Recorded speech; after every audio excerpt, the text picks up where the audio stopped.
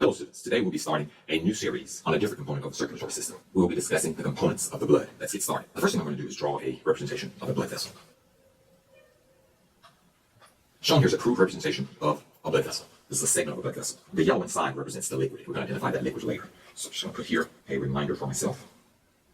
The yellow is the liquid. We're going to identify that liquid in this lecture.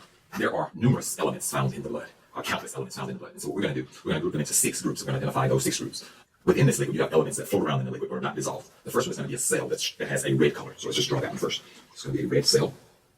You have cells that are not red, so let's represent that one here. And we're going to have cell fragments or mini cells. Talk about these things. We've actually talked about all of these before. The cells that have a red color, the cells that don't have a red color, the non-red cells, and the mini cells or the cell fragments.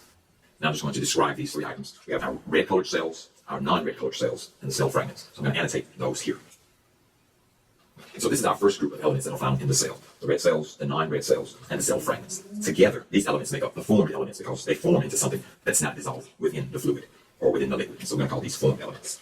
So 1 will be our formed elements. And we'll name the specific cells later. The next element found in cells are going to be proteins. So put that one here. So 2 will be proteins. The first group of proteins will be those proteins that are involved in regulating tissue fluid volume. We've already drawn those. I'm just going to show them here. And so we represent this protein like a vacuum cleaner. And so these are our osmotic pressure proteins. We'll name that in just a second. Well, that's the description. These are the proteins that are involved in osmotic pressure. The second group of proteins we talked about with clotting. These are the pre-fiber segment proteins, and they join together to make the long strands that cause the blood to clot. So let's represent those proteins here. So these are our pre-fiber segment proteins. Remember, they join together, they polymerize to make our long clotting fibers. And the last group of proteins, they all go into one group, and we'll call those the other proteins. And they're involved in things like transport, a variety of things, specifically though, transport and immunity. And so we're just going to represent those. Some of them are small, some of them are medium size, and some of them are large size. So we're going to indicate those here. And so these are our 3 groups of proteins. The first group includes the proteins that are involved in the osmotic pressure. The second group includes the pre-fiber segment proteins. And the last group is a generic group of the rest of the proteins. Some of them are small, some have a medium size, some of them are large. Now this large protein is involved in immunity. We've seen that one before. And so what I'm going to do now is annotate all of these proteins.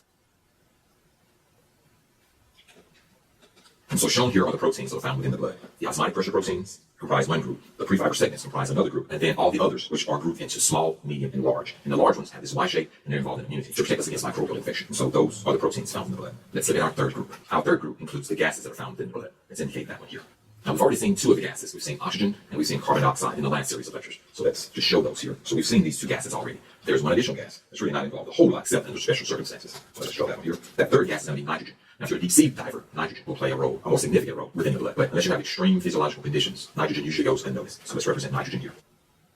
So shown here are our 3 gases: oxygen, carbon dioxide, and nitrogen. This is all we'll say about those gases. Our 4th element that's found in the blood, we've already seen again, is our food components. And so let's represent that one first. Within our digestive system, our food is going to be broken down into food components, and it's those components that go into the bloodstream. Let's represent that here. And so our 4th group of elements include the food components, and we'll identify the name of this group later. Our food components come from the food that we eat that are broken down from the digestive system. Our 5th group of elements comprises dissolved salts, things like sodium. When we eat table salt, the sodium chloride goes into our bloodstream and it's ionized to create sodium cations and chloride anions. So when we eat salts, they dissolve in the bloodstream. Some of these ions include things like sodium boride, as I've already mentioned, magnesium, calcium, potassium, to name a few. And so let's represent the entire group of dissolved salts here. So our 5th group of elements includes the dissolved salts. And this group has a special name, and we'll identify that name later. Let's identify our last group of elements.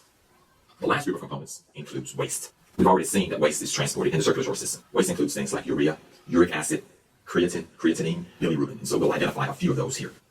And so in this lecture, we're only going to identify waste as one of the 6 elements. We'll give 2 of the examples in a later lecture. And so shown here are the 6 components that are found within the blood. Let's summarize these. The first one is going to be the formed elements, which includes the cells that are red, the non-red cells, and the cell fragments. We'll identify the specific names for these in a later lecture, in the next lecture. The second group includes 3 sets of proteins. The first one is going to be the osmotic proteins, the ones involved in tissue fluid volume regulation. The second includes the proteins that are involved in clotting, or those pre-fiber segments. And the third group is a general group, or catch-all group, that include transport proteins and proteins involved in immunity. These proteins are grouped into 3 categories: the small proteins, the medium-sized proteins, and the large proteins. These large proteins have a Y shape, and they're involved in immunity. We've already seen those. And so in the next lecture, we'll give the specific names of these proteins. The third group includes the gases: oxygen, carbon dioxide, and nitrogen. And of course, we talked about the importance of oxygen and carbon dioxide. However, nitrogen really does not play a large physiological role in the body, except under conditions of extremely low pressure or high pressure, depending on where you are. Primarily when you're a deep sea diver or maybe an astronaut. The 4th group includes the food components, and that has a name. That group has a name, which we'll identify later. The 5th group includes the dissolved salts, and we'll give the specific name of those in the next lecture. And the last group includes waste. So there are several kinds of waste that are found in the blood. We'll give 2 examples in the next lecture. So this concludes our first lecture in a series of lectures covering the components of the blood.